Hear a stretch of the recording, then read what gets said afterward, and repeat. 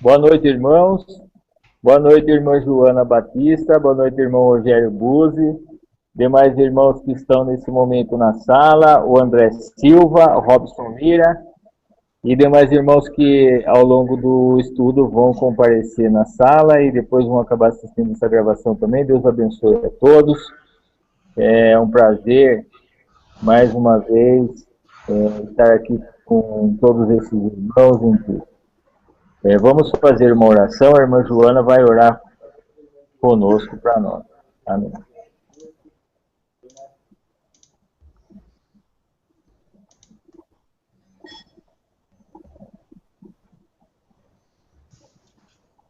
Irmã Joana. Oi, estou esperando o senhor orar. Vamos orar. Misericordioso Deus, Grandioso Deus, bem de misericórdia. glorioso Pai eterno, obrigado por mais esta noite estarmos reunidos aqui com todos os nossos queridos irmãos para receber do teu trono, dos seus céus, Sim, meu Deus. esses alimentos que nos fortalece diretamente o nosso espírito, e quando estamos juntos com os irmãos, oramos e fortalecemos também a nossa alma. Amém. Eu rogo ao Senhor para que o Senhor nos abençoe, coloque a sua poderosa mão sobre todos nós, sobre todos os irmãos que estão nesse momento presentes, os irmãos que porventura o Senhor já escolheu e vão estar conosco hoje para aprender mais um pouco da tua direção, do teu caminho. Aleluia. Tenha misericórdia de todos nós, meu Pai. Nós somos falhos, erramos, mas pedimos ao Senhor que nos sustente, nos dê amparo, poder, entendimento e sabedoria para caminharmos no caminho do Senhor, os caminhos que o Senhor traçou a nós, e o Senhor nos proteja nele. Obrigado por tudo que o Senhor tem feito por todos nós, obrigado por essa noite maravilhosa, esse tempo que fez hoje, mesmo com chuva aqui em outras regiões do país, a temperatura caiu, tudo para mim, eu louvo o Senhor, agradeço, aprecio tudo que ocorre, principalmente com relação aos efeitos naturais do mundo, porque eu sei muito bem, sabemos todos nós que Sim, meu Pai. é o seu operar. Tudo que ocorre com os efeitos da natureza, o seu operar, o Senhor vai falar através desses elementos naturais conosco ao longo do tempo e agora. Obrigado por tudo. Tenha misericórdia de todos nós mais uma vez. Eu peço, Senhor, e amanhã ao amanhecer, o Senhor venha com toda a glória que nos foi concebida pela graça merecida do teu Filho amado. Eu agradeço em nome do nosso Senhor e Salvador, o teu Filho querido, Jesus Cristo. Amém. Amém. Amém. Bom, uma boa noite a todos os irmãos e irmãs que já estão conosco, aqueles que estarão nos ouvindo ao longo dos dias, né, que ainda virão. Nós estamos hoje colocando a segunda parte do estudo de Daniel, né, que tem por título Um Sonho Revela o Fim. Né, através de um sonho que foi dado, como comentamos no estudo anterior, Deus mostra o que aconteceria no fim dos dias. Né? A base do estudo está no livro de Daniel, capítulo 2.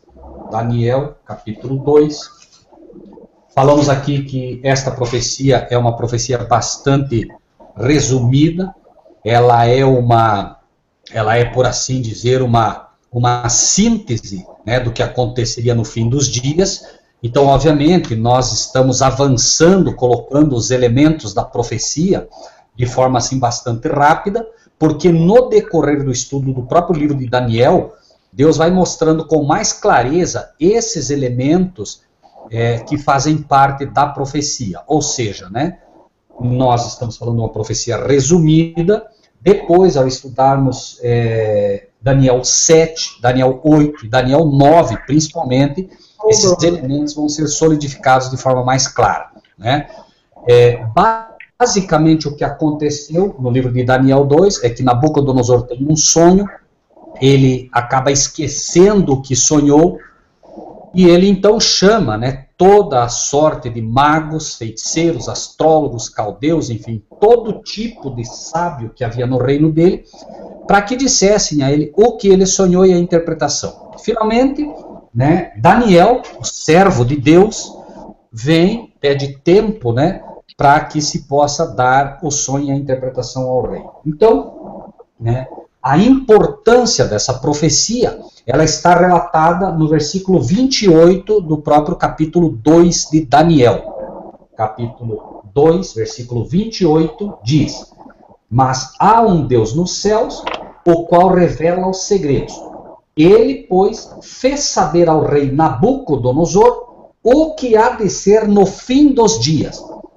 Então veja que essa profecia é uma profecia para o fim dos dias, não foi uma profecia dada apenas para Nabucodonosor e para as pessoas daquela época, e ele abrange desde o nascimento dos impérios dominantes, iniciando por Babilônia, culminando com o último império que irá ainda dominar o mundo, né? Então, ali foi mostrado, né, através de um sonho de uma estátua. Você está vendo aí a estátua que Nabucodonosor sonhou era mais ou menos o que você vê aí, né, cabeça de ouro, peito e braços de prata. Esse relato está no versículo, a partir do versículo 31, é dito, né, tu, ó rei, estavas vendo, e eis aqui uma grande estátua, essa estátua que era grande, cujo esplendor era excelente, estava em pé diante de ti, e a sua vista era terrível.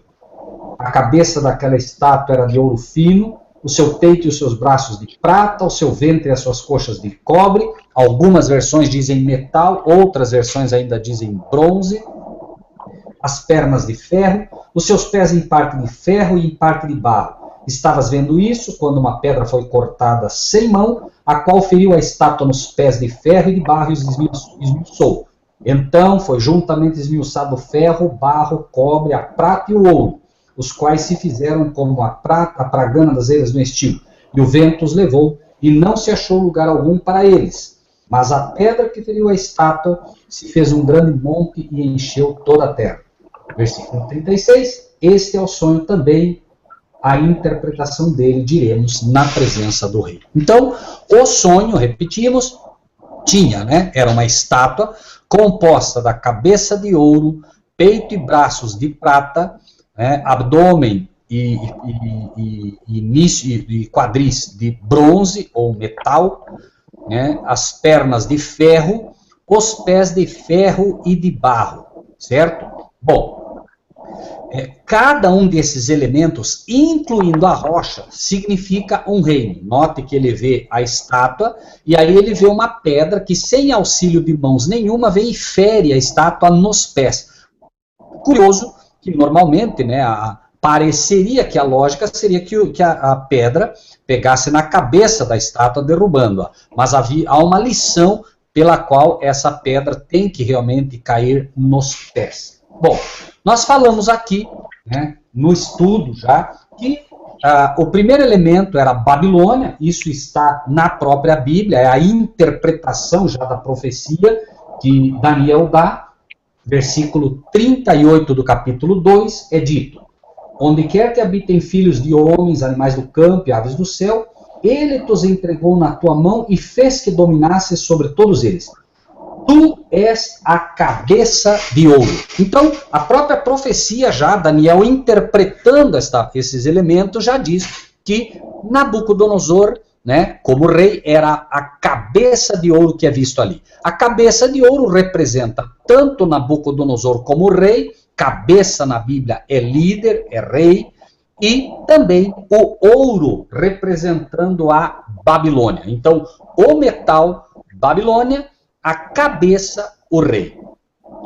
Depois, o reino de prata, no versículo 39, é dito: depois de ti se levantará outro reino inferior ao teu. A Bíblia também mostra que reino seria esse. Daniel capítulo 5, versículo 1, né? Daniel 5, 1 diz: o rei Belsazar deu um grande banquete a 1000 dos seus grandes e bebeu vinho na presença dos 1000. Começa a história mostrando que Belsazar, neto de Nabucodonosor, dá uma festa, e nessa festa, esse banquete que ele faz, ele bebe vinho, e aí manda trazer os vasos sagrados que trouxeram de Jerusalém, que eram os vasos sagrados no que se oferecia a cerimônia, né, a Deus, o culto a Deus, e eles beberam vinho, contaminando assim os vasos sagrados de Deus, e naquela mesma noite, no versículo 25, aparece que uma mão aparece, escreve na parede algo que eles não entenderam, essa mão escreve Mene, Mene, Tekel e Parsim, e o Belsazar também não entendia o que estava escrito. Daniel é chamado e Daniel diz, né, no versículo daí 26 até o 31, ele explica o que significava aquilo, né, culminando, né, em Pérez, que era: dividido foi o teu reino e deu-se aos medos e aos persas. Né? Então, naquela mesma noite, é dito, o versículo 30, foi morto Belsazar, rei dos caldeus, e Dario, o Medo, ocupou o reino na idade de 62 anos. Então veja que o segundo reino é, sem dúvida, a Medo-Pérsia, né? Porque o versículo 28 diz: dividido foi o teu reino e deu-se aos medos e aos persas. Curiosamente, nós encontramos dois braços, né? Justamente porque os medos e os persas se uniram ali, e eles criaram o reino da Medo-Pérsia, tendo, né, em primeiro lugar o rei Dario dominando, e depois o rei que era Medo, e depois o rei Ciro, que era o rei persa, cumprindo, né, a profecia mostrando que o segundo elemento, a prata, representava o reino da Medo-Pérsia nessa estátua. Depois, voltando um pouquinho no capítulo 2 de novo, veja que diz: e um terceiro reino de metal, o qual terá domínio sobre toda a terra. Então, um terceiro reino nós teríamos. Nós vamos ver esse terceiro reino no capítulo 8 de Daniel. Capítulo 8 de Daniel. Primeiro, lemos. Me deem só um segundo, irmãos, por favor, eu tenho que abrir a porta aqui. Só um segundinho.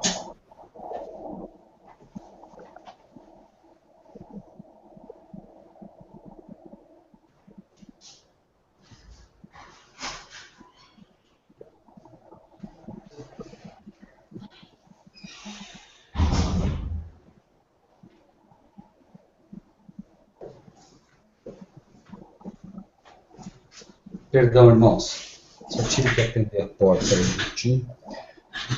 Então, nós vemos que o elemento aqui apresentado, né, mostra uma realidade que bastante simples, né, onde a própria Bíblia vai se interpretando ponto a ponto, e no capítulo, então, como dissemos, 8, versículos 3 a 5 é dito: levantei os meus olhos e vi, e eis que um carneiro estava diante do rio, o qual tinha 2 pontas. Pontas na Bíblia, ou chifre, é sinal de poder, irmãos. Hoje nós não vamos cruzar toda a simbologia, vamos apenas passando o que significa, porque, como dizemos, no prosseguimento dos estudos, nós vamos vendo isso com mais clareza. Tá? Então, algumas Bíblias dizem pontas, outras Bíblias dizem chifre. Tá? Então, o carneiro tinha 2 chifres, né, que a gente entende melhor, e esses 2 chifres eram altos, diz o versículo 3, mas um era mais alto do que o outro, e o mais alto subiu por último. Versículo 4. Vi que o carneiro dava amarradas para o ocidente, para o norte e para o meio-dia. E nenhum dos animais podiam estar diante dele, nem havia quem pudesse livrar-se da sua mão. E ele fazia conforme a sua vontade e se engrandecia. E estando eu considerando, eis que um bode vinha do ocidente sobre toda a terra, mas sem tocar o chão. E aquele bode tinha uma ponta notável entre os olhos. É curioso a gente verificar aqui, por exemplo, né, que ele mostra um carneiro. Esse carneiro tinha 2 chifres, um chifre era mais alto que o outro, mas aquela que era mais alta, né, ela subiu por último. Todos esses detalhes são importantes na profecia, nós vamos ver por quê. No versículo 5 diz então que vinha um bode do ocidente sobre toda a terra, mas sem tocar no chão, e aquele bode tinha uma ponta notável entre os olhos.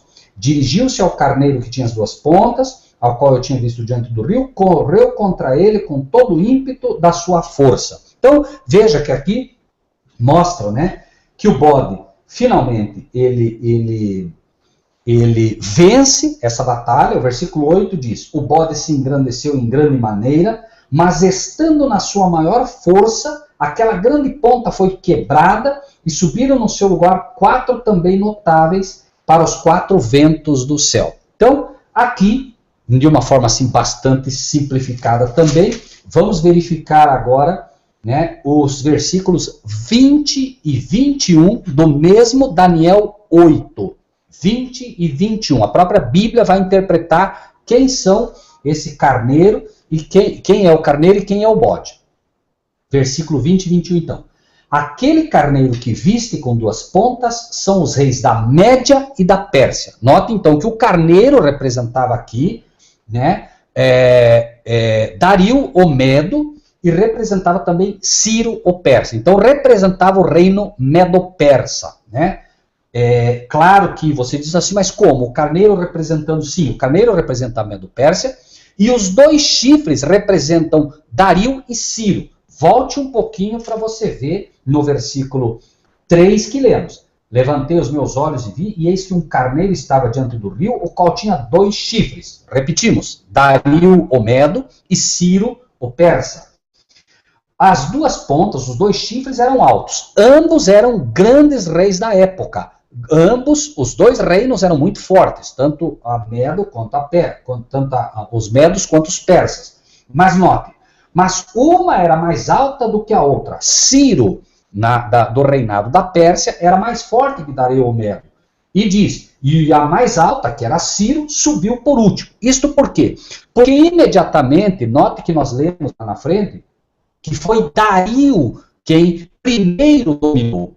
Depois foi Ciro. Embora Ciro fosse mais forte, Ciro subiu por último, ou seja, Ciro passou a dominar de fato como rei, o reino da Medo-Pérsia, depois passou a reinar depois. A Medo-Pérsia, então, substitui, né, Babilônia, vencendo Babilônia, e finalmente ela é vencida por um bode. Vamos ver o que significava o bode. Nós já lemos ali, mas vamos ver alguns elementos mais, né? Falando do bode, a gente viu ali de forma bem clara, né? Mas o bode peludo é o rei da Grécia, e a ponta grande que tinha entre os olhos é o rei primeiro. Note que a ponta aqui, ou o chifre, fica de novo mostrando claro que é o poder, ou seja, era o rei aqui, que significava, logicamente, simbolizava o poder que estava, né, reinando, né? É dito, né, o ter sido quebrada, levantando-se 4 em lugar dela, significa que 4 reinos se levantarão da mesma nação, mas não com a mesma força. Então veja, mostra que o bode peludo é o rei da Grécia, a ponta grande que tinha era o rei primeiro, é Alexandre o Grande, foi um rei notável, né? E quando Alexandre o Grande morre, curiosamente, o versículo 22 já antecipava, né? O ter sido quebrada, levantando-se 4 no lugar dela, significa que 4 reinos se levantarão da mesma nação, mas não com a força dela. Quando Alexandre o Grande morre, o reino da Grécia é dividido agora entre os seus 4 generais, Cassandro, Lisímaco, Ptolomeu e Seleuco. Isso a história mostra de forma bem clara. Então, né, sem dúvida nenhuma, o reino da Grécia é o terceiro reino, o reino que finalmente venceu a Medo-Pérsia. A chamada Batalha de Arbela, Dario o Medo é vencido e passa agora a dominar, né, Alexandre o Grande como o terceiro reino que havia sido colocado. Se você volta um pouquinho no versículo 5 e 6 de Daniel 8, note outro detalhe que é dado sobre Alexandre o Grande. Versículo 5. Estando eu considerando, eis que um bode vinha do ocidente sobre toda a terra, mas sem tocar no chão, mostrando a velocidade com que Alexandre o Grande dominaria, né, aquela época. Alexandre o Grande sobe ao poder com 22 anos e aos 33 ele morre, mas nesses 11 anos ele conquistou territórios imensos. Por isso, né, quando você lê em Daniel 2, é dito, né, que o terceiro reino teria domínio sobre toda a terra forte, conhecida na época. Então, Alexandre o Grande realmente, assim, aquilo que vale a pena mencionar, né, como nação, Alexandre o Grande dominou. Diz, aquele bode tinha uma ponta notável entre os olhos, já falamos que era, né, Alexandre o Grande, e note que curioso aqui, dirigiu-se ao carneiro, que tinha as duas pontas, ao qual eu tinha visto diante do rio, correu contra ele com todo o ímpeto da sua força, e o vi chegar perto do carneiro, evitar-se contra ele, feriu o carneiro e lhe quebrou as duas pontas, pois não havia força no carneiro para parar diante dele. A Medo-Pérsia realmente não conseguiu pará-lo, mas olha que interessante o versículo 8.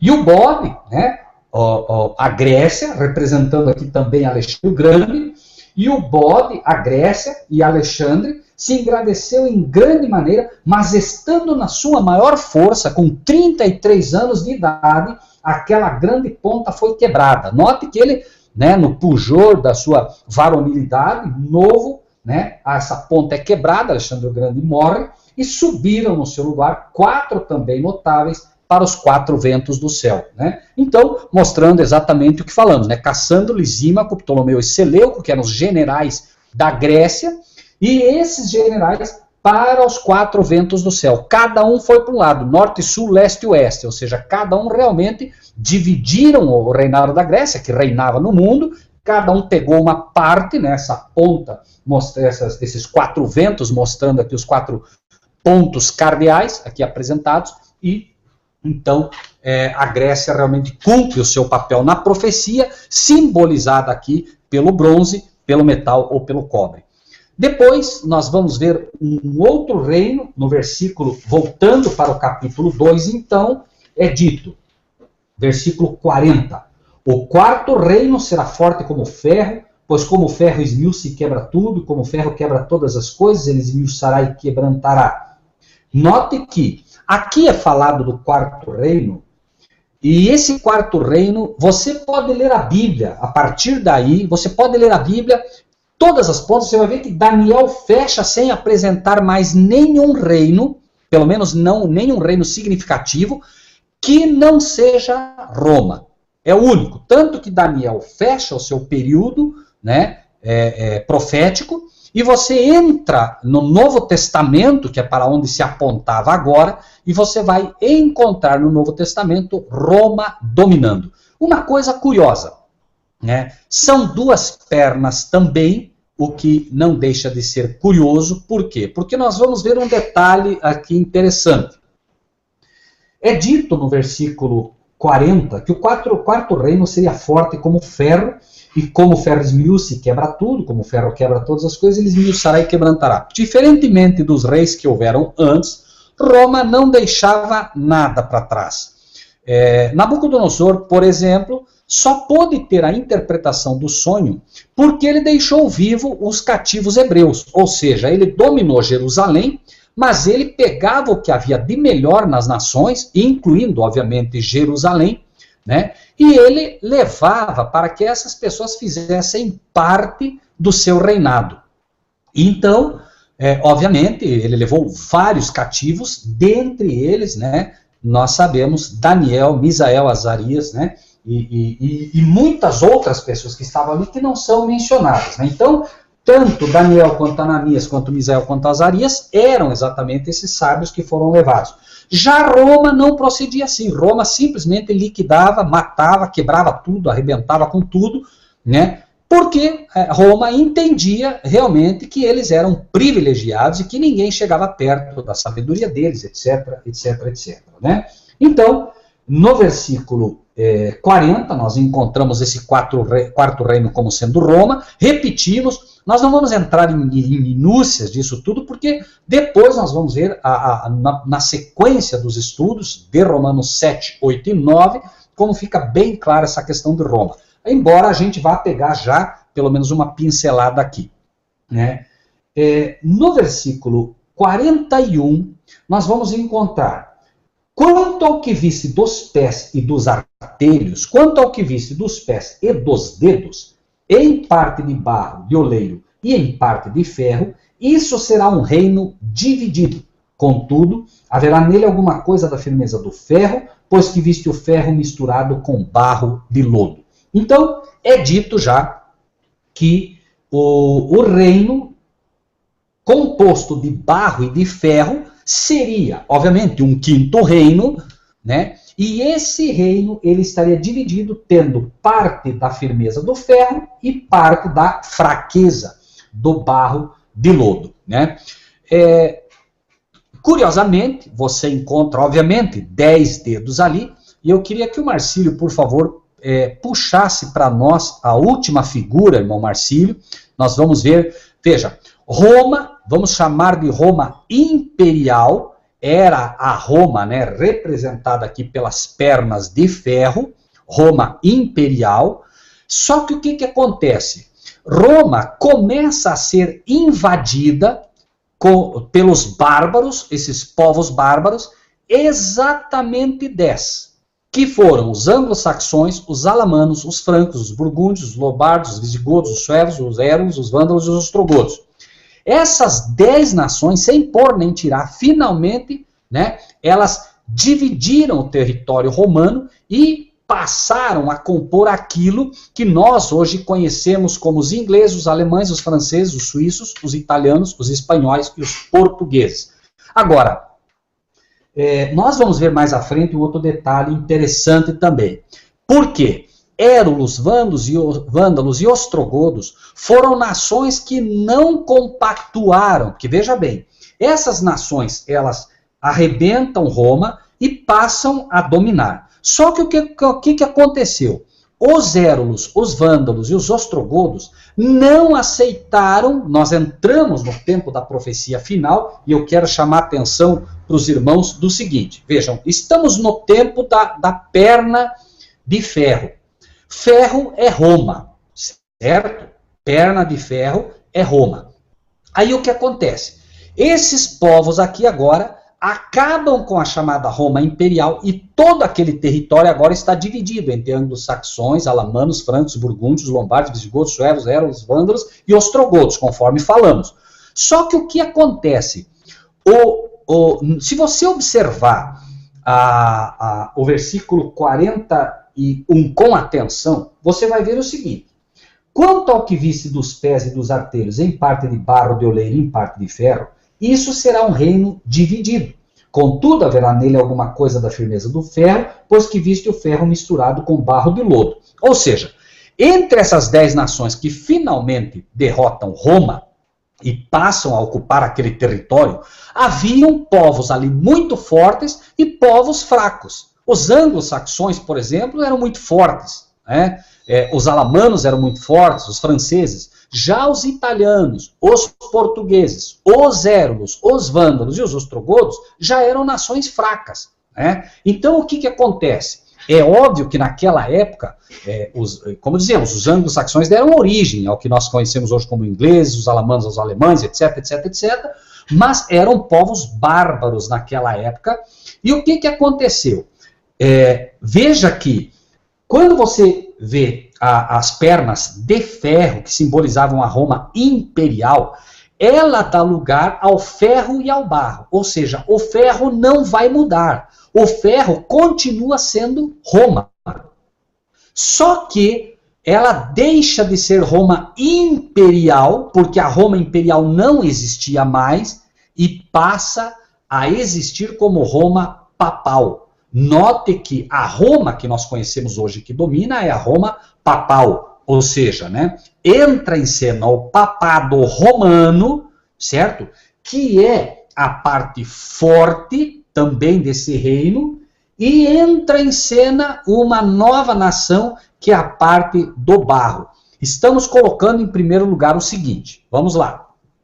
Nós tínhamos, então, em primeira instância, porque Note que a partir do ferro, das pernas de ferro, a profecia vai ter 2 cumprimentos. Ah, mas como nós podemos garantir que há 2 cumprimentos? Bom, em primeiro lugar, porque Apocalipse mostra, né, que era para se revelar o que era, o que é e o que viria, ou seja, passado, presente e futuro. Agora, quando nós começamos, por exemplo, a estudar a profecia dentro desse novo contexto, nós vamos ver a repetição. Note que o ferro repete-se. Em nenhum outro ponto da profecia ocorre isso, mas ela se repete. Por quê? Repetimos, porque a nação é a mesma. É Roma, só que agora é Roma papal. Então, nós temos a Roma papal, que começa a tomar o lugar, como nós vamos ver na profecia, principalmente de Daniel 7, a Roma papal passa a tomar o lugar da Roma imperial, e essa Roma papal passa a dominar essas nações. Os ostrogodos, os visigodos, os eros, os alamanos, os anglo-saxões, eles passam a ser dominados. Tanto que se você buscar na Inquisição, você vai ver que foi exatamente isso. O período da Inquisição teve como força os ingleses, os alemães, os franceses, os suíços, os italianos, os espanhóis e os portugueses. Todas essas nações perseguiram os cristãos porque elas eram o braço forte do papado. Ou seja, o papado criava a Inquisição e nesses países ela usou a força militar dessas nações para perseguir os cristãos e matar. Só que o que aconteceu? O papado se estabelece no ano 508, porém os érulos, os vândalos e os ostrogodos não se uniram ao papado, não aceitaram o domínio papal e por isso foram completamente dizimados. O papado, então, acabou com a nação dos érulos, dos vândalos e dos ostrogodos. Nós vamos ver isso, tá? Como digo, com mais detalhes em Daniel 7. Por enquanto, tenham isso em mente, ou seja, né? Em primeiro lugar, o ferro e o barro eram compostos, como falamos aqui, de nações fortes e nações fracas. Porém, veja o que diz e por que a importância agora desse estudo. Versículo 42. Como os artelhos eram em parte de ferro e em parte de barro, assim por uma parte o reino será forte e por outra será frágil. Quanto ao que viste do ferro misturado com barro de lodo, misturar-se-ão com semente humana, mas não se ligarão um ao outro, assim como o ferro não se mistura com o barro. Notem, por favor, o versículo 44. Muita atenção.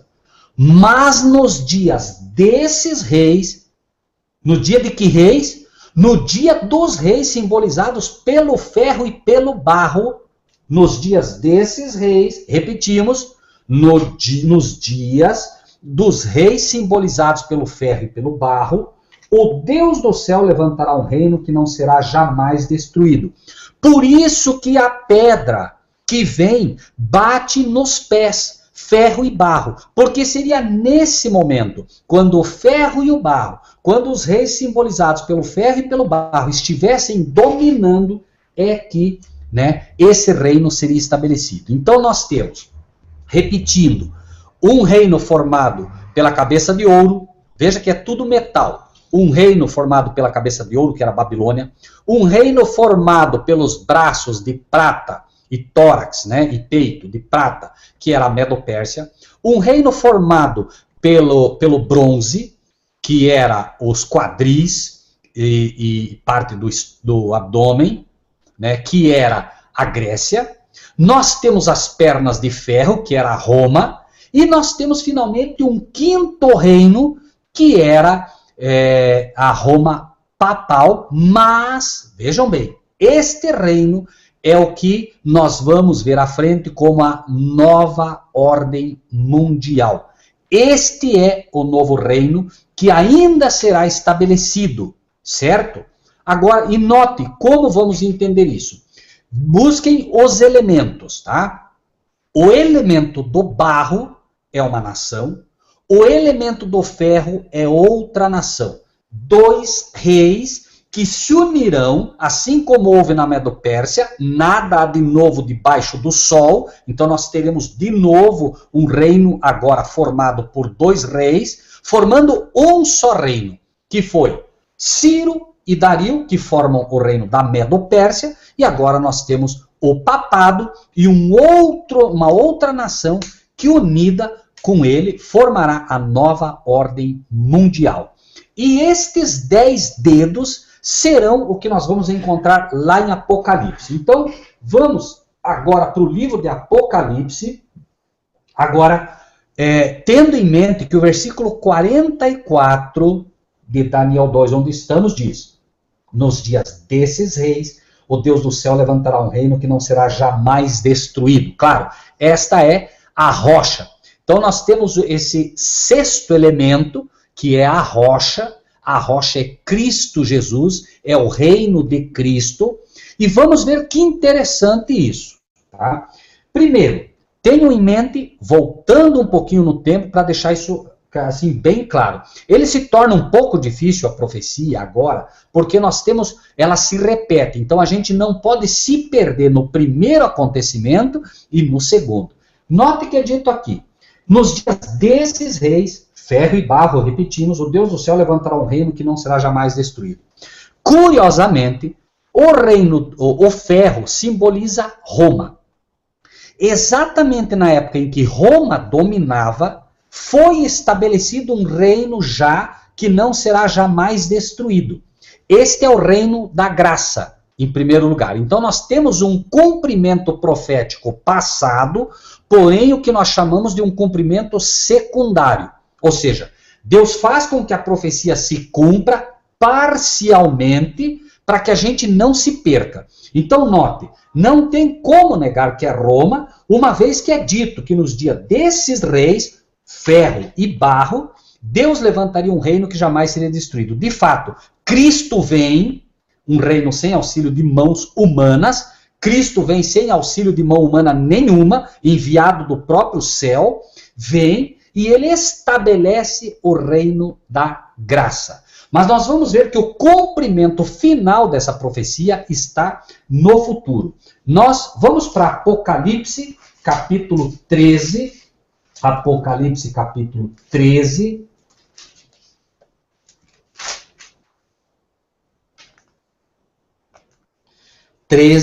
Vamos ler os versículos 1 e 2. Tá?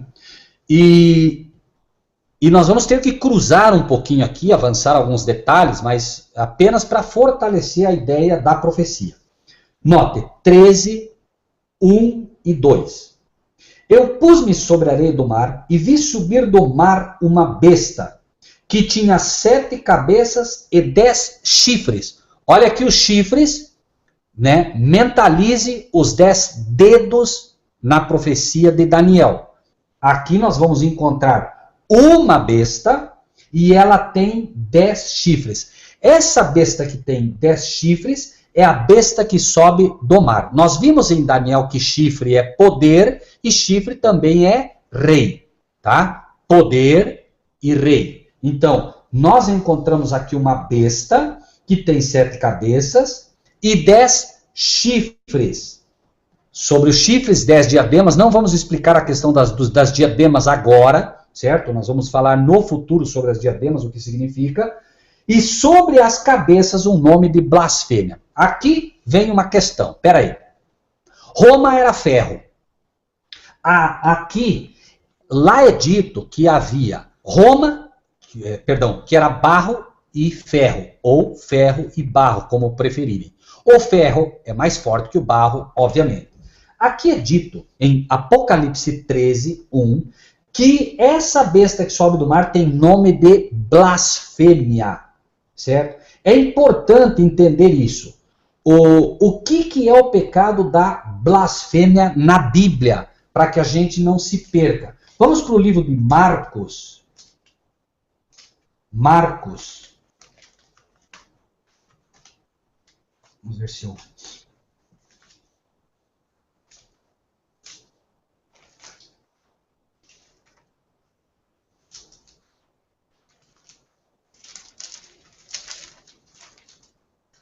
Perdão.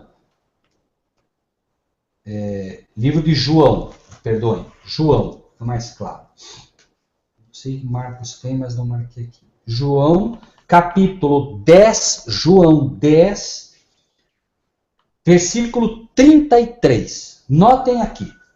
Os judeus responderam dizendo-lhe a Cristo: não te apedrejamos por alguma obra boa, mas pela blasfêmia, porque sendo tu homem, te fazes Deus a ti mesmo. Essa besta que sobe do mar, ela tem um pecado específico. Ela tem nome de blasfêmia, ou seja, ela se faz Deus. A pergunta que surge imediatamente, então, essa besta que sobe do mar é uma besta de cunho religioso ou uma besta de cunho civil? Certo? De cunho religioso, porque ela tem nome de blasfêmia. Note que Roma era exatamente isso. Os imperadores se faziam Deus. Aqui nós temos agora, no futuro, o ferro já representado, que é exatamente o papado. Agora, note que curioso. O papado, ele vem no versículo 2. A besta que vi era semelhante ao leopardo, seus pés como os de urso, sua boca como a de leão, e o dragão deu-lhe o seu poder, o seu trono e grande poderio. Vamos voltar um pouco, mantenha sua mão aí, se você está com a Bíblia, mantenha sua mão aí em Apocalipse 13, mas vamos voltar apenas um pouquinho, vamos para Daniel 7, e vamos ver aqui a visão que Daniel tem. Note, Daniel tem uma visão de 7, vamos ler os versículos 2 até o 7. É dito: falou, no primeiro ano de Belsazar, rei de Babilônia, teve Daniel na sua cama um sonho, visões da sua cabeça, escreveu logo o sonho e relatou a suma das coisas. Falou Daniel e disse: eu estava olhando na minha visão da noite, e eis que os 4 ventos do céu combatiam no mar grande. Não vamos explicar aqui a profecia, quero pegar apenas um elemento para os irmãos verem. Notem aqui agora. 4, prestem atenção, 4 animais grandes, diferentes uns dos outros, subiam do mar. Que animais são esses? Depois vocês vão poder ver com calma. O primeiro era como leão e tinha asas de águia. Daí o versículo 5. Continuei olhando e vi um segundo animal, urso. Depois continuei olhando e vi um terceiro animal, leopardo. Continuei olhando e vi um animal terrível e espantoso, muito forte, o qual tinha dentes grandes de ferro. Preste atenção que essa é a pista mais importante para nós aqui. Ferro. Notem, nós tínhamos lá as pernas de ferro e tínhamos os pés de ferro e barro. Então, agora, vocês vejam que apareceram os animais que Apocalipse mencionou. Vamos voltar agora para Apocalipse. Note que a besta era semelhante ao leopardo, ela era semelhante ao urso, que ela tinha os pés de urso, sua boca como a de leão, e o dragão, aqui explica qual é o quarto animal. O dragão, né, deu-lhe o seu poder, o seu trono e grande poderio. Então nós temos aqui as 4 bestas, 4 animais, representando as mesmíssimas nações que vimos. O leão, que é o primeiro que lá aparece, representa a Babilônia. O urso, que é o segundo que aparece, representa a Medopérsia. O leopardo, note que o leopardo é o mais rápido de todos. A Grécia foi simbolizada por um bode em outra visão que não tocava o chão, pela rapidez. Isso vai ficar tudo mais claro depois nos estudos subsequentes. Por enquanto, apenas queremos mostrar os elementos da profecia. Depois vamos explicá-los melhor. E diz aqui, então, ou seja, essa besta que sobe do mar, com o nome de blasfêmia, que é o papado, ele vai ter de novo aquilo que nós conhecemos hoje como os 10 blocos econômicos, Mercosul, enfim, todos esses blocos que hoje é o G8, vai virar G10, e o papado terá à sua disposição esses 10 de novo, né? E eles é que vão comandar agora, serão de novo a força do papado para perseguir de novo o povo de Deus. Mas note que a profecia pela estátua mostra ferro e barro. O ferro nós já temos Porque o próprio quarto animal, na profecia de Daniel capítulo 7, mostrou que ele tinha dentes de ferro, mostrando claramente para nós, né, o mesmíssimo elemento de Roma, que é, obviamente, agora, né, a Roma imperial, essa nova besta, é o Vaticano, né, ou o papado, se levantando.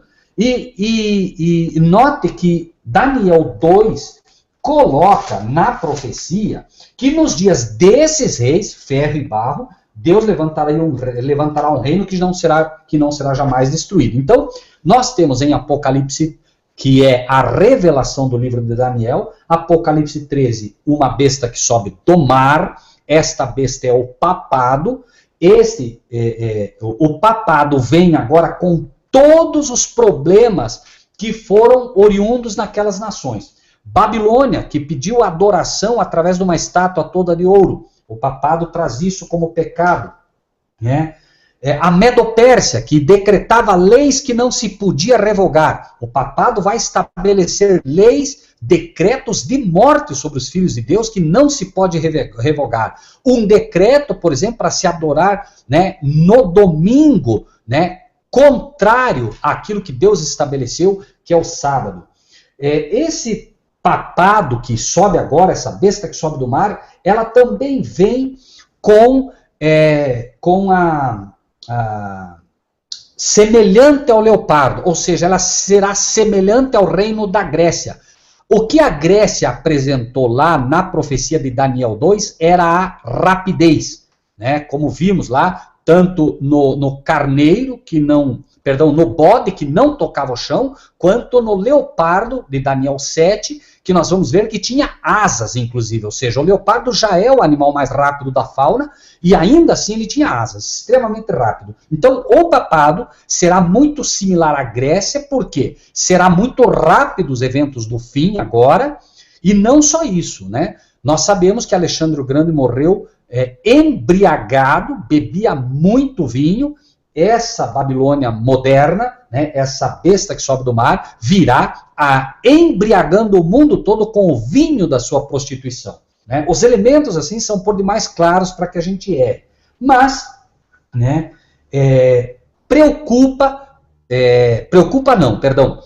nós temos que ainda desmistificar um outro elemento, que é o barro.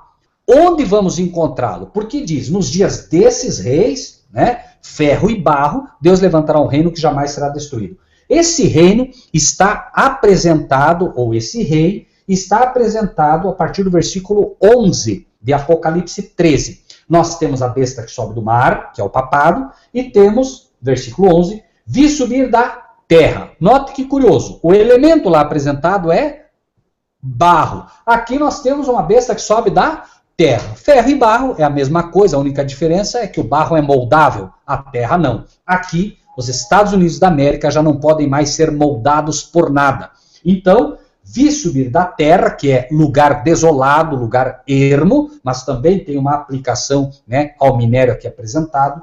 Vi subir da terra outra besta, tinha 2 chifres semelhantes aos de um cordeiro e falava como o dragão. Note que lá foi apresentado também um carneiro, né, mostrando a Medo-Pérsia, o chifre, né, semelhante ao de um cordeiro, uma nação extremamente nova. Os Estados Unidos da América é de todas essas nações de longe a mais nova, por isso é chamado de o Novo Mundo, né, os outros são todos chamados de os Velhos Mundos, né.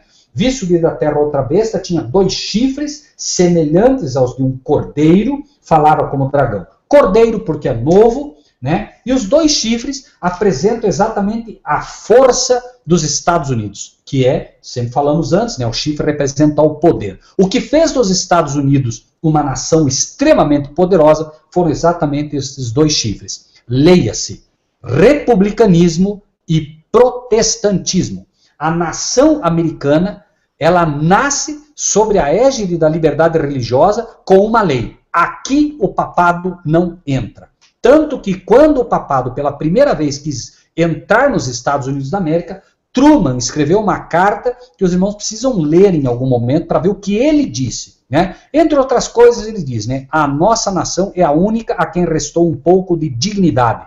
vocês falam de paz, falando para o Papa, na época, Eugênio Pacelli. Ele chama, inclusive, ele diz, não te chamo Papa, chamo-te de Eugênio Pacelli, e aí ele explica as razões, e ele diz, inclusive, vocês falam de paz, enquanto pelas costas fazem rufar os tambores de guerra. E ele diz, aqueles que querem comer com o diabo precisam ter uma colher maior. Ou seja, né, nós não podemos comer com vocês, vocês representam o próprio diabo, e nós... Então, é curioso, porque o protestantismo é que assegurou a pujança da nação.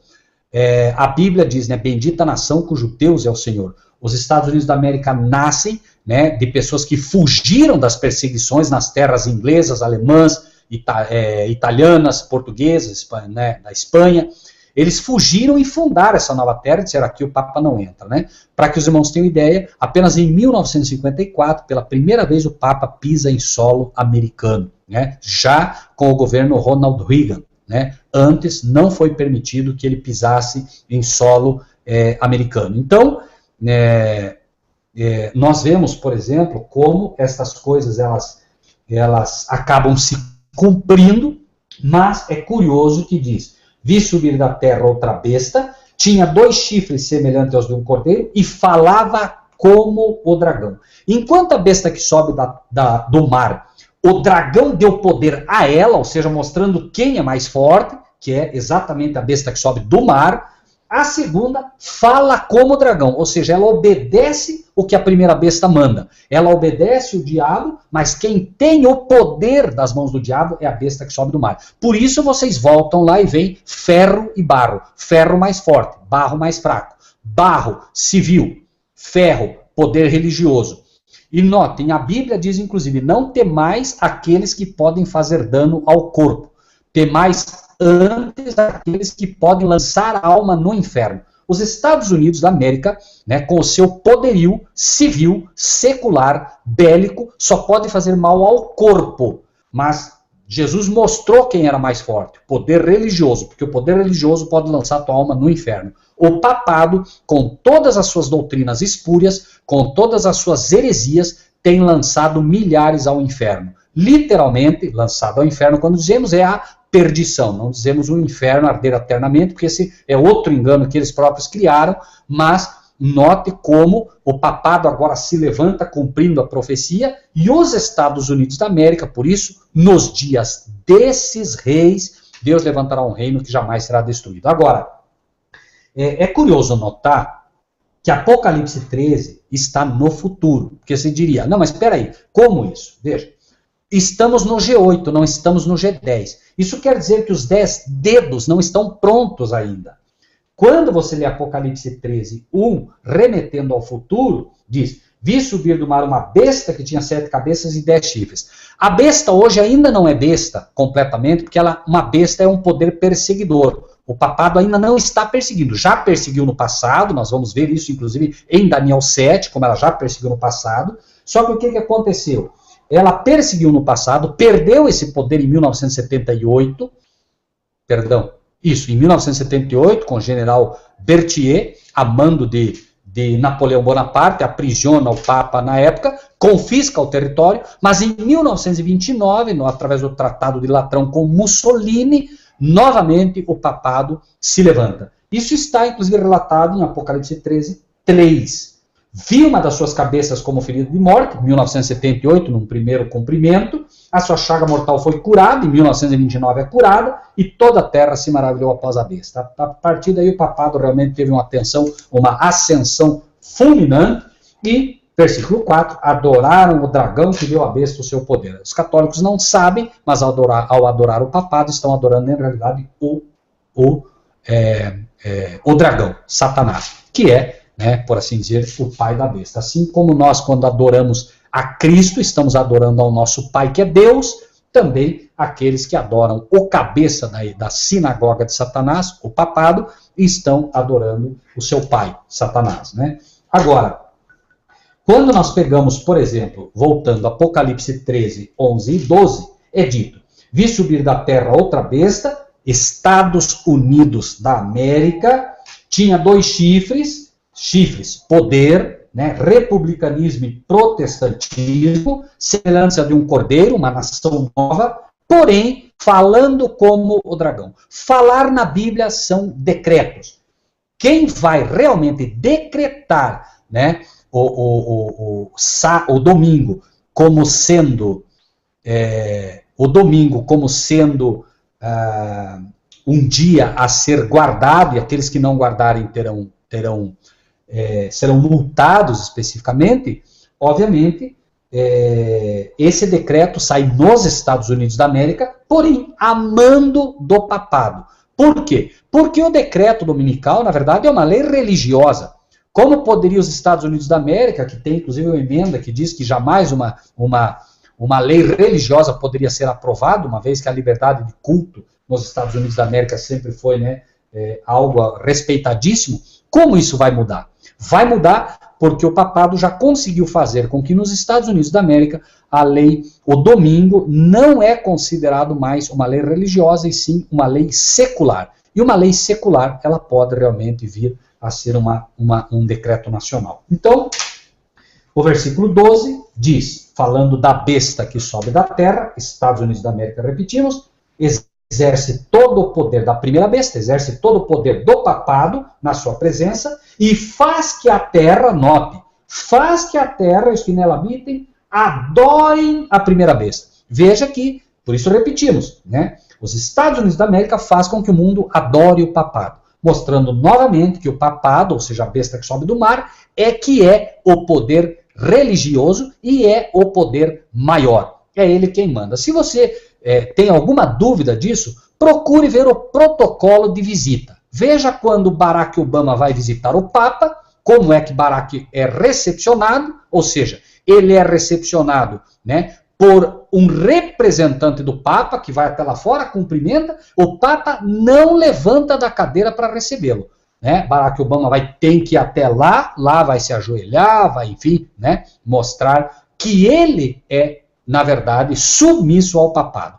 Quando o papado visita, né, os Estados Unidos da América, já a delegação tem que esperar o Papa lá no aeroporto, né? E eles têm que, quando ele desce do avião, já tem que estar ali pronto para receber, né, a besta que sobe do mar. Só por aí você já pode ver quem é que manda nesse cenário, qual é de fato a nação mais poderosa. Sem dúvida nenhuma o Vaticano. Não nos esqueçamos que o Vaticano é uma nação. Não vamos esquecer disso. Por isso, uma besta que sobe do mar. A besta que sobe do mar, o mar aqui, Apocalipse 17, deixa bem claro, né? Mar são povos, nações, multidões e línguas. Então, o papado nasce de um local já extremamente habitado, enquanto os Estados Unidos da América sobe da terra, ou seja, de um local vazio, de um local ermo. Nos Estados Unidos, nós sabemos, né, ele se levanta nessa época, na época em que o papado já está firmado, ele se levanta em meio a um deserto, né, a um local que não tinha habitantes. Né? Bom, uma vez que nós temos isso em mente, vamos voltar então para Daniel 2, né, versículo 44.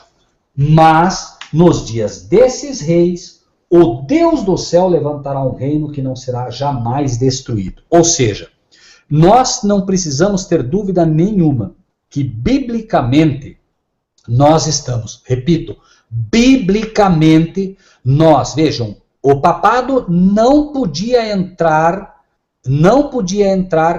nos Estados Unidos da América. A partir de 1954, o papado entra. Aquilo que se diria impossível aconteceu.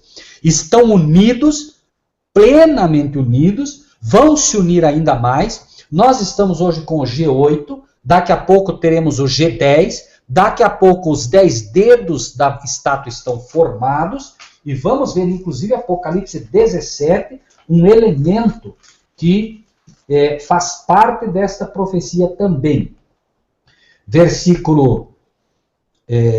Capítulo 17, versículos 10, 11 e 12. Note que curioso, é dito aqui, 10, 11 e 12. São também 7 reis. 5 já caíram, um existe, outro ainda não é vindo. Quando vier, convém que dure um pouco de tempo. Nem vamos entrar nessa profecia agora, isso é para o futuro. Mas note aqui, a besta que era e já não é ela também o 8º, é do 7 e vai à perdição. E os 10 chifres que viste, os 10 chifres que foram vistos, né, em Apocalipse 17, 3, né, diz, levou-me espírito a um deserto, viu uma mulher assentada sobre uma besta de cor escarlate, que estava cheia de nomes de blasfêmia, a mesma besta que você vê lá em Apocalipse 13, porém com elementos diferentes, e tinha 7 cabeças e 10 chifres. Os mesmos 10 dedos de Daniel, da estátua de Daniel, que Nabucodonosor viu. Agora, no versículo 12 explica, os 10 chifres que viste são 10 reis que ainda não receberam o reino, de fato não receberam. O G8 está aí, daqui a pouco completa com o G10, os 10 blocos que vão dominar o mundo. Esses 10 blocos estarão sob a supervisão dos Estados Unidos da América e principalmente sobre o papado. E aí, os 10 chifres que viste são 10 reis que ainda não receberam o reino, mas receberão o poder como reis por 1 hora, juntamente com a besta. Então, esses 10 reis, por exemplo, o Mercosul, ainda, esses reis não receberam poder, porque o Mercosul está aí, por exemplo, como um dos blocos, mas ainda não tem o seu rei. Né? Imaginem que amanhã depois seria o presidente, né, do Brasil, ou o presidente da Argentina. Então, ele recebe poder e ele agora passa a dominar todo esse bloco. E, claro, responde a quem? Ao papado e aos Estados Unidos da América. Mas, principalmente, ao papado. Quem vai dominar é a besta que sobe do mar. Então, a besta que sobe do mar está pronta, a besta que sobe da terra está pronta, os dedos, nós vivemos praticamente, ou seja, é importante entender que nessa estátua de Nabucodonosor, hoje, nós não estamos na cabeça, nós não estamos no braço, nós não estamos no abdômen, nós não estamos no quadril, nós não estamos na perna, nós não estamos no calcanhar, nós estamos nos dedos, ou seja, só falta se incorporar mais 2 dedos e nós, vejam, nós estamos no limiar da vinda do reino do Senhor Jesus. Biblicamente, essa é a profecia mais simples e mais completa que nós encontramos de forma resumida, repito, resumida, sobre a vinda do Senhor Jesus. Lembrem-se que Daniel, quando explica a profecia para o rei Nabucodonosor, diz: o Deus no céu fez saber o que há de acontecer no fim dos dias. Nós vamos encontrar a Contra-Reforma dizendo: ah, não, mas esse fim dos dias é o fim da era de Daniel, é o fim. Irmãos, nada disso tem absolutamente nenhum valor. Fim dos dias é fim dos dias. Os dias iniciaram em Gênesis. E Deus fez, né? Deus disse, haja luz. E houve luz. E disse Deus, haja tal. E disse Deus, haja tal. E Deus chamou a luz dia e as trevas chamou noite, e foi a tarde e a manhã o primeiro dia. Então, biblicamente, inclusive, inicia-se em Gênesis os dias e finalizam-se os dias, né, em Daniel como profecia, revelado em Apocalipse, que é o último livro da Bíblia. Ou seja, o livro de Gênesis abre a profecia com os dias e Apocalipse encerra os dias. Por que Apocalipse encerra os dias? Porque a partir do momento que Cristo vem, inaugura-se o reino da glória, a eternidade passa a ter valor e não há mais razão para contar dias. É fato que, mesmo ali, né, nós guardaremos, porque diz de um sábado, de uma lua nova a outra lua nova, de um sábado a outro, toda a carne virá adorar perante mim. E é um fato que todos adorarão ao Pai e todos saberemos qual é o dia de sábado. Porém, os dias como os conhecemos hoje, que foram implantados aqui, não têm, repetimos, né, valor, uma vez que a eternidade agora se inicia. A eternidade não pode ser contada por dias, certo? Então, Daniel 2 é esse resumo da profecia, né?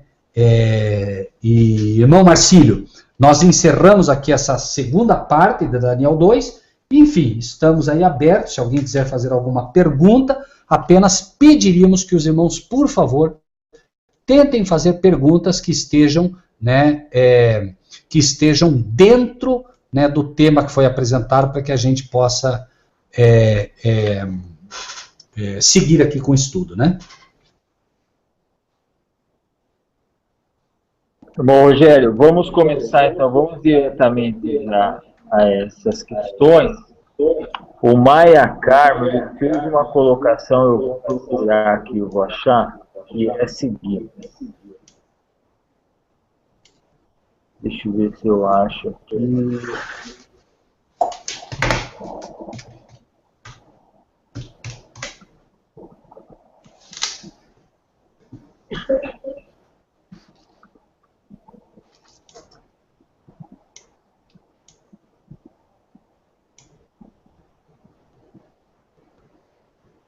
Deixa eu ver se eu acho aqui. Um instantinho só, irmão. Nós estamos procurando aqui.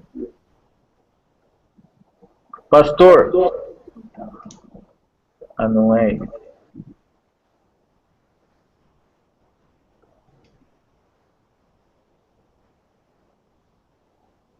Aqui. Irmão Rogério, ele diz o seguinte: por que Deus complicou tanto com essas revelações? Se poderia, em outras palavras, que sua criatura o desagradava. Mas talvez ele tenha o que eu entendi aqui, eu não entendi se poderia, em outras palavras, que sua criatura o desagradava. Eu entendi aqui a pergunta: por que Deus complicou tanto com essas revelações, né? Na verdade, irmão Maia Carmo, note que Jesus, quando esteve na Terra, ele apresentava, quando ele inicia seu ministério, ele apresenta, né, as lições de forma bastante clara. Os pastores, sacerdotes, doutores da lei, os fariseus, os saduceus, ou seja, a liderança da igreja não aceitava, e aí Cristo, no fim do seu ministério, começa a ensinar por parábolas. Quando os discípulos perguntaram para ele por que por parábolas, ele diz: para que vendo não vejam, para que ouvindo não ouçam ou não entendam. Jesus agora, no final do seu ministério, faz a mesma coisa com o livro de Apocalipse. Não querem aceitar, a liderança, não se enganem, a liderança da igreja não aceita, os pastores não aceitam, então Deus hoje fala de forma, como disse o irmão Maia Carmo, para nós complicada? Não. Por quê? Lembre-se que Jesus está revelando ao seu povo essas questões. Então, a questão do Apocalipse é exatamente isso. As pessoas abrem o livro do Apocalipse, abrem a profecia de Daniel, não entendem, né? Por quê? Porque não querem aceitar aquilo que Cristo tem dado. Mas todos os simples que querem aceitar vão poder entender. Deus tem seus métodos, né? E esse é um que ele usa para que as pessoas possam entender, né? Mas somente, como dissemos já aqui várias vezes, né? Os servos de Deus, revelação de Jesus Cristo, a qual Deus lhe deu para mostrar aos seus servos as coisas que brevemente devem acontecer. Deus não fará nada, disse ele, sem antes revelar o seu segredo aos seus servos, os profetas. Então, na verdade, está complicado para aqueles que não querem. Aqueles que quiserem aceitar a palavra de Deus vão aceitar isso, né?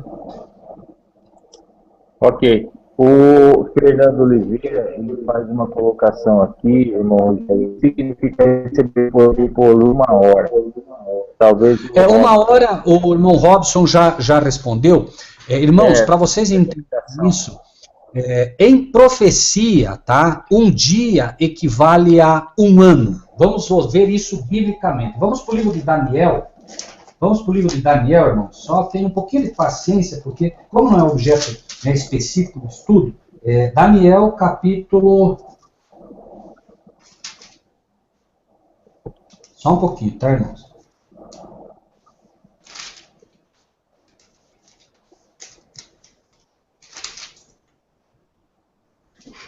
Bom, deixa eu explicando, eu já puxo o texto para os irmãos, só um minuto. Faça uma conta assim que talvez facilite. O irmão Robson já colocou aí, tá certo.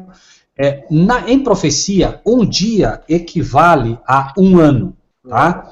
Então, você tem 360. Divida, né? Você tem ali 1 hora, né?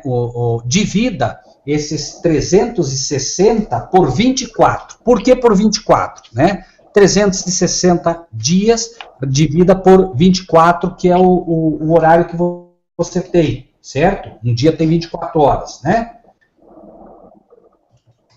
Você vai ter aí exatamente, né, os 15 dias, tá? Então, assim, deixa eu achar só o texto para vocês.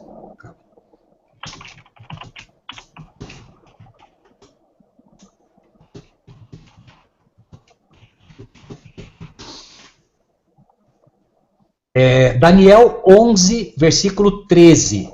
Daniel 11, versículo 13. Diz ali, né? Ao cabo de tempos, isto é, de anos, certo?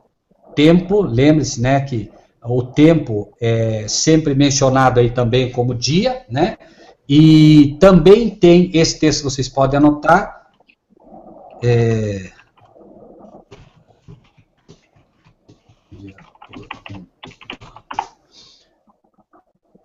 E Números 14, 34. Números 14, 34. Mostra, né? Segundo o número dos dias em que espiaste a terra, 40 dias, cada dia representando um ano. Então, na Bíblia, é uma conta que a Bíblia te permite também, um dia equivale, um dia profético equivale a um ano literal. Então, você, como falamos, ou pode fazer a divisão como o Robson mostrou aí, ou pode fazer a divisão como eu mostrei, né? Basta que você divida, se você tem, né, 1 hora, divida por 360, 1 hora, né? E você vai ter a data aí que você busca, ok? Ok, das passagens aí.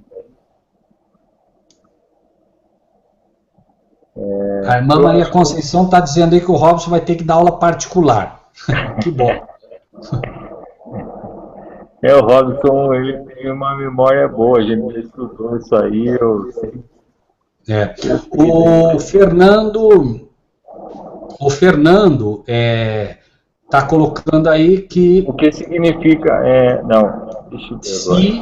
Ele está colocando aí se esses 15 dias será em que momento dos 3,5 anos da profecia. Nós não sabemos exatamente o momento, né? Isso, pelo menos, a mim não foi revelado. Eu não sei se alguém tem algum estudo que poderia. Nós sabemos sim que será dentro dos 3 anos e meio. Tá? Ele é dentro dos 3 anos e meio, né?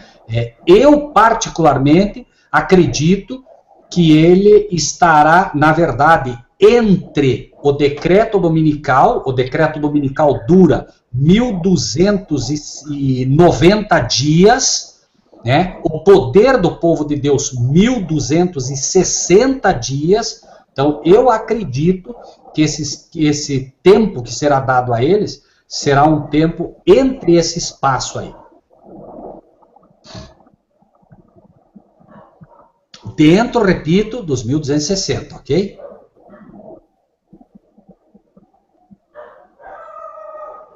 Alô? Entendi. Veja, talvez me permitam colocar então um exemplo, né? Para a gente poder entender o que vai acontecer no futuro, tenham em mente sempre o que aconteceu no passado, né? Essas nações, Inglaterra, Espanha, Alemanha, França, todas essas nações que apoiaram o papado, elas receberam o poder do papado dentro do período de 1260 anos, ok? 538, repetimos, até 1798. Exatos 1260 anos de poder, ou exatos 3 anos e 6 meses proféticos. Por isso, Apocalipse 11 apresenta, né, que serão 3 anos e 6 meses o tempo que o povo de Deus vai pregar. Irmão Rogério, aproveitando a oportunidade, que é uma questão muito falada, foi muito dito isso ao longo de 3 anos, mais ou menos, quando essa profecia aflorou. Está cortando tua voz, irmão Marcílio. A questão melhorou? Sim, melhorou. A questão é que isso aconteceu há um tempo atrás, 3 anos atrás, quando estourou essa profecia, começou a aparecer todo mundo comentando sobre ela, vários irmãos na internet, é o seguinte, em Daniel 8, sobre a relação da profecia de Daniel 8, versículo 6,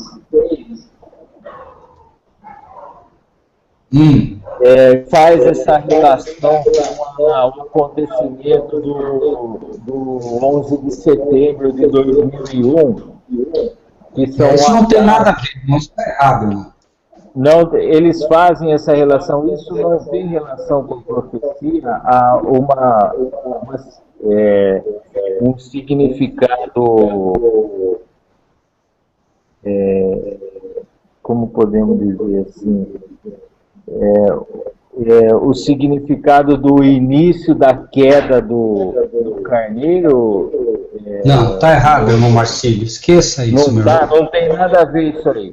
Não pelo seguinte, irmão, veja, a profecia, ela permite quantas interpretações nós pudermos encontrar, mas nunca o forçar. Veja, irmão, por exemplo, nós vamos ver, quando estudarmos... A questão é a seguinte, deixa eu fazer a colocação, porque é o seguinte, aquelas torres, elas foram construídas com um significado, o irmão sabe? Sim, sei. Isso sim. E elas têm um significado, que é a manifestação do poder que aquela nação tem. Certo. Elas não foram construídas à toa, e por isso que são duas. Correto. E por isso que são duas, e elas têm a posição certinha, a Torre Sul e a Torre Norte. E ok. uma significava e elas estão fundamentadas em 2 fundamentos da construção da nação americana, que é ser protestante e ser liberal. E significa basicamente o poderio econômico, é um símbolo é uma ostentação ao poder econômico daquela nação. Não atrelado, veja, irmão, não atrelado ao protestantismo e ao republicanismo, de maneira nenhuma. É um símbolo, como disse o irmão, de ostentação e poder, exatamente isso, riqueza e poder. São os 2 elementos ali, inclusive porque eram prédios completamente maçons. Eles obedeceram toda uma estrutura numérica da maçonaria, tá? Agora, irmão, eu só quero colocar para o irmão assim, irmão Marcílio, por favor, considere isso, irmão. Eu me lembro bem, porque na época ventilou-se muito isso. Daniel é profecia, irmão. Daniel não é revelação.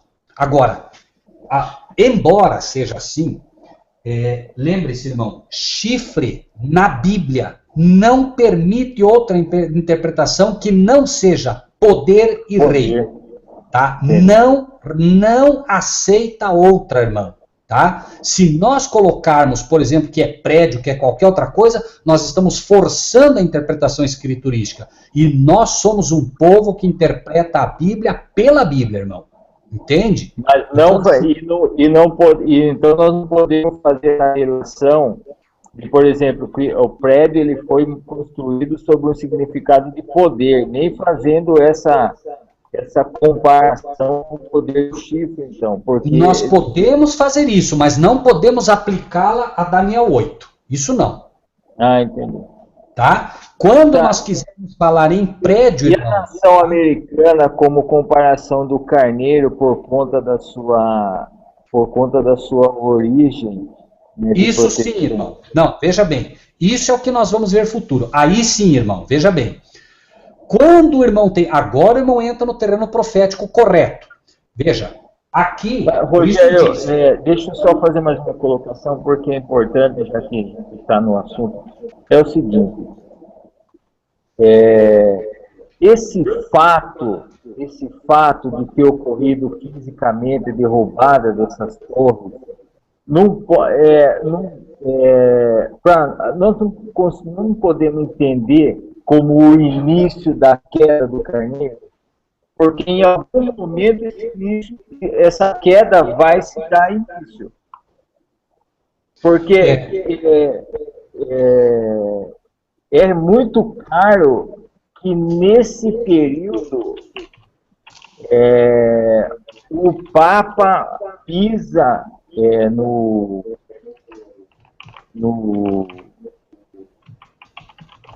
terreno americano e ele recebe uma festa de aniversário dos Estados Unidos.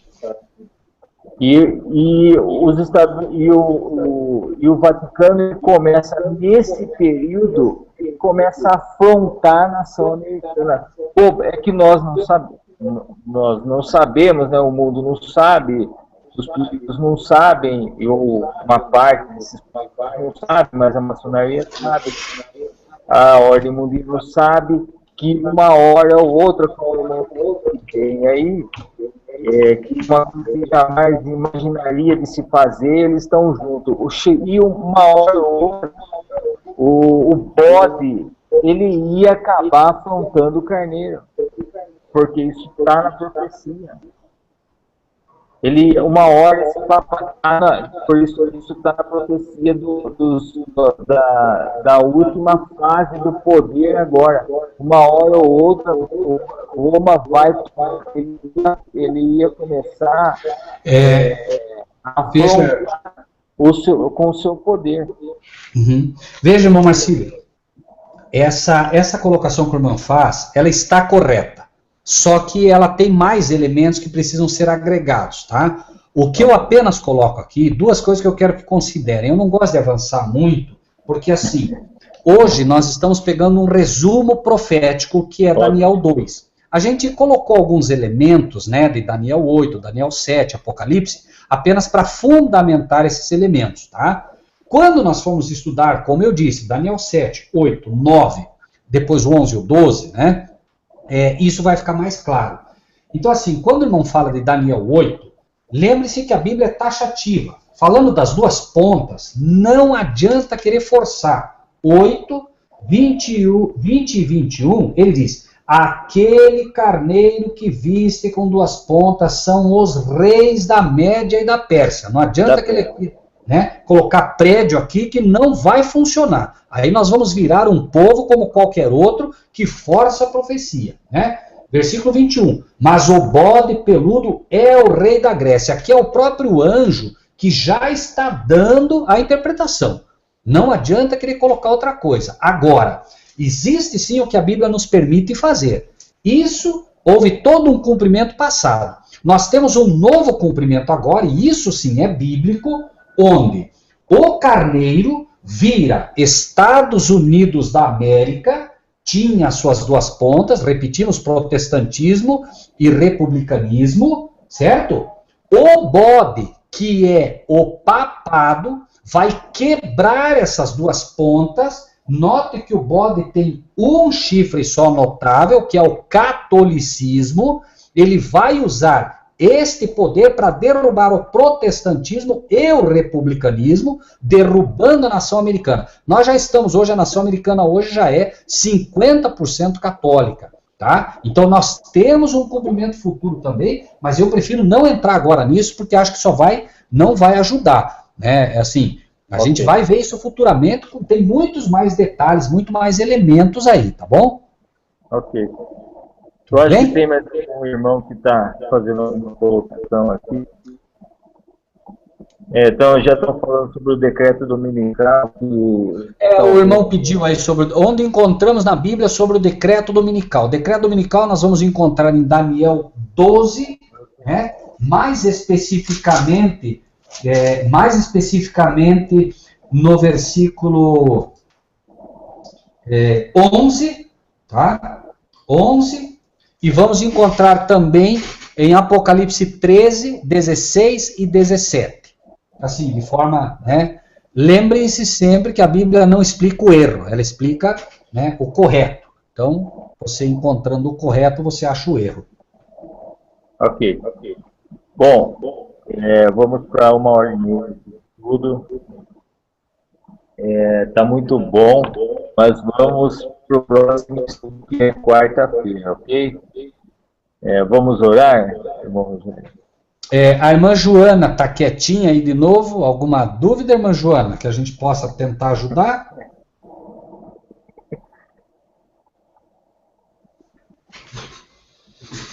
Tudo bem, irmão? Tá tudo certo. Estou ouvindo e aprendendo. Está gostando. Ok. Tá muito Perdão, lindo. Marcílio. Desculpa, irmã Joana, pode falar. Tá muito lindo. Irmão Marcílio, a irmã Elaine parece que fez uma pergunta aí para o irmão Marcílio. Marcílio, tem outra questão do Fernando Oliveira. A parte de barro no quinto reino teria a ONU como embrião da nova ordem mundial?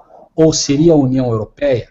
Veja, agora eu também não tinha visto. Veja, o que eu acredito hoje, tá? É que assim, eu não encontro, posso estar equivocado, eu não encontro a ONU, tá? E notem que os Estados Unidos, quando a ONU deu uma ordem para os Estados Unidos que não atacasse, se não me falha a memória, o Iraque, os Estados Unidos desobedeceu. Então os Estados Unidos já mostrou que é mais forte que a ONU. Então eu não vejo lugar para a ONU aqui, tá? Tampouco vejo para a União Europeia. O Amero, que se levantou aí como uma promessa, e o próprio essa moeda aí, perdão, me fugiu, né? O euro. O euro, que quis fazer um boicote ao dólar, também acabou sofrendo o revés e o dólar se mostrou forte. Eu acredito biblicamente que as duas forças que interessam ao povo de Deus, que é o que Deus revelou, são Estados Unidos da América e papado.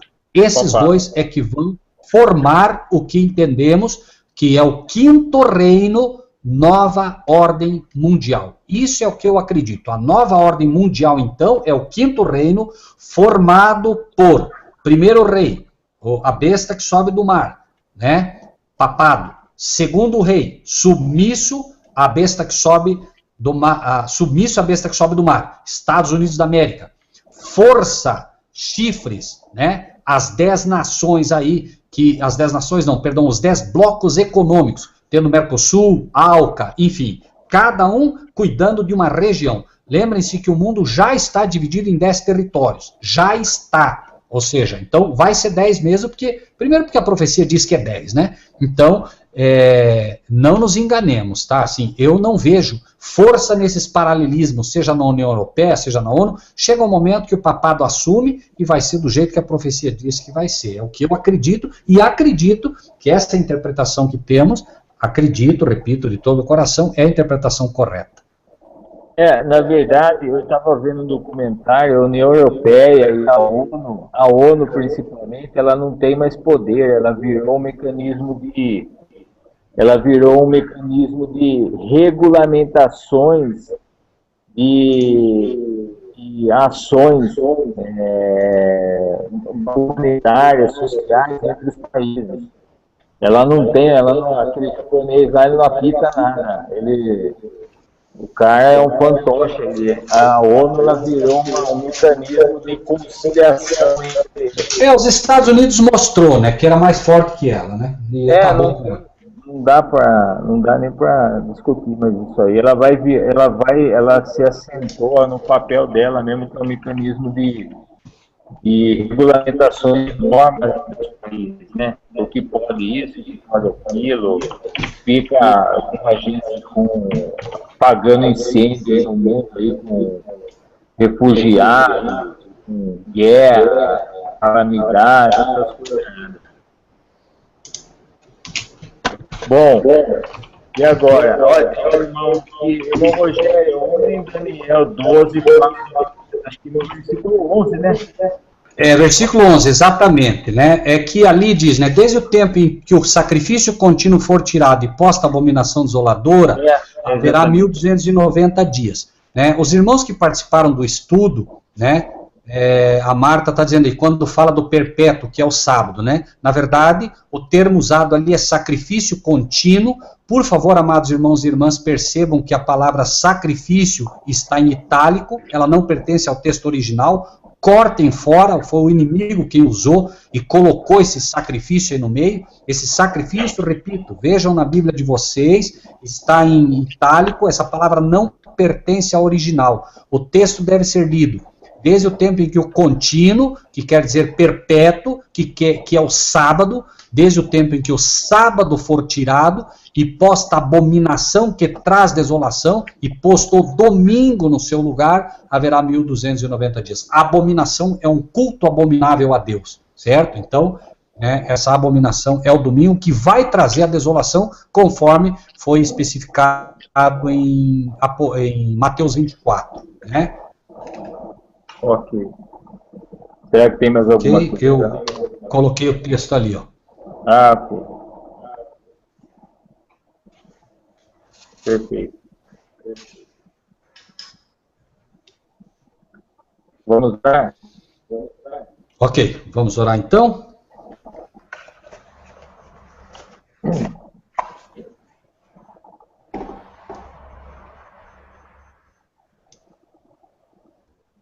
O Robson Lira está dizendo que as testemunhas de Jeová tiveram antigamente a interpretação da ONU como sendo a prostituta de Apocalipse 17.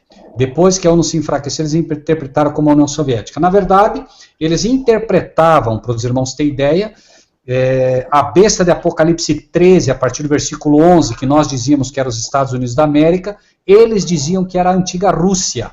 Tá? Depois, eles fizeram essa confusão toda aí que o irmão Robson Lira está falando. Eu nem conhecia essa questão da ONU aí, como eles tendo colocado, né? Mas eles interpretavam a besta de Apocalipse 13 como sendo a Rússia, tá bem? Depois eles mudaram de opinião.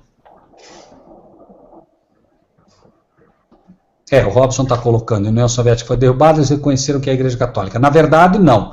Eles hoje entendem, irmão Robson, eles entendem que a besta que sobe do mar, tá? Isso como dogma, né? Como estudo, não como um ou outro irmão da Testemunha de Jeová. Como dogma, eles ensinam que a besta que sobe do mar é César, acreditem se quiser. O César antigo, os Césares, né?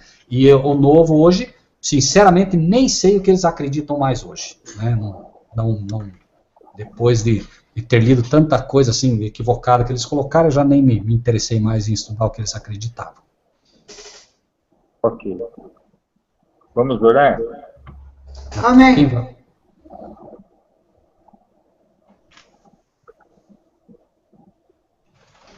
Quem vai orar, irmão Marcílio? Sou eu ou uso algum irmão? Irmão Rogério. Ok. Bondoso Deus e Pai, nós agradecemos imensamente ao Senhor por estas almas que participaram desse estudo conosco. Nós agradecemos ao Senhor por esta carta de amor maravilhosa, Pai. E como o Senhor disse, aquilo que não foi revelado, Senhor, àqueles que se dizem sábios, o Senhor revelou aos teus simples. Muito obrigado por ter trazido, Senhor, essas almas preciosas que participaram desse hangout.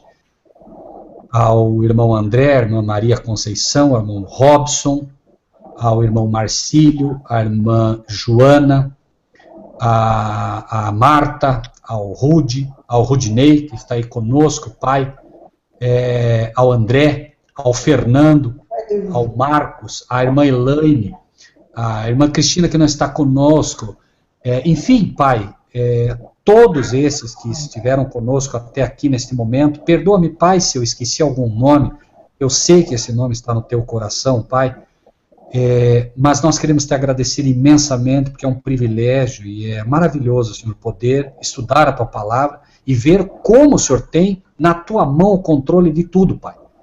Para nós, como teus filhos, Senhor, é até difícil de entender como pode, Senhor, o Senhor ter as coisas na tua mão de tal maneira. E é maravilhoso saber que o Senhor, sendo o Deus que o Senhor sendo o Deus de todo esse universo criado, esses milhares de galáxias e planetas que o Senhor criou, o Senhor se importar conosco, que somos o pó da terra. Pai Celestial, nós queremos dizer ao Senhor nessa noite que nós estamos muito felizes. Nós somos pecadores, é um fato, Pai, mas é maravilhoso poder chamar o Senhor de nosso Pai. Imaginar que nesta terra pessoas gostariam de ter nascido ricas, pessoas gostariam de ter ser filho de um presidente, ser filho de um deputado, ser filho de alguém rico. e nós temos o privilégio de sermos filhos do dono do universo. Pai Celestial, nós queremos nesta noite declarar para que todo o céu ouça, para que todos os anjos que não caíram ouçam, para que os anjos caídos ouçam, para que o inimigo ouça, que nós pertencemos ao Senhor e é maravilhoso servir ao Senhor. Perdoa-nos, Pai, se em algum momento temos falhado contra o Senhor. O Senhor sabe que nós somos fracos, Pai, mas o nosso desejo e a nossa escolha é servir ao Senhor por toda a eternidade. Que o Senhor possa, Senhor, de fato, abençoar grandemente, não só todos que estivemos nesse estudo, mas, Pai, assim como um dia com o teu dedo o Senhor escreveu, Senhor, maravilhosamente na rocha a tua lei, escreve também na rocha do nosso coração as tuas palavras, as tuas leis, para que elas nos acompanhem para todo sempre, Pai. E, Senhor, assim como na cruz do Calvário teu filho diz, Pai, perdoa-os porque não sabem o que fazem, e aquela oração, ela atingiu cada um de nós que hoje está aqui, Pai, que esta oração possa alcançar também, Senhor, não apenas o teu trono da graça, mas que possa chegar ao nosso Pai, perfumados pelo sacrifício feito nesta cruz, Pai, e que todos aqueles que um dia estiverem em contato com esse estudo possam ser beneficiados por ele e que o Senhor também grave no coração deles, Senhor, essas palavras. Muito obrigado novamente por ser o nosso Deus. Muito obrigado, Senhor Jesus, porque naquela cruz o Senhor morreu por nós. Muito obrigado porque no Getsêmani o Senhor não soltou aquela taça de dor e o Senhor foi até o fim. Muito obrigado pelo privilégio que temos de receber o teu Espírito e aprender com o Senhor. É em nome de Jesus, o nosso Salvador, Pai, que oramos e agradecemos. Amém. Amém. Amém. Irmãos, a Maria Conceição, ela fez uma colocação muito interessante. Feliz, ela diz aqui, feliz por aprender tanto. Obrigado, irmão Rogério, por se dispor a nos ensinar. Irmã Maria Conceição, todos os irmãos, roguem pela vida do irmão Rogério. Orem por ele. Orem pela família dele. Orem por Deus, agradeça a ele por ter colocado esse servo fiel por das tuas vantagens para nos colocar no caminho. É o que eu quero fazer. Boa noite, irmã Maria. Boa noite, irmã Joana Batista, irmão Rogério Busto. Fica com Deus. Boa noite a todos, meus amados irmãos. Um grande privilégio poder tê-los como meus irmãos e minhas irmãs na fé. Que Deus os abençoe a todos vocês. Amém.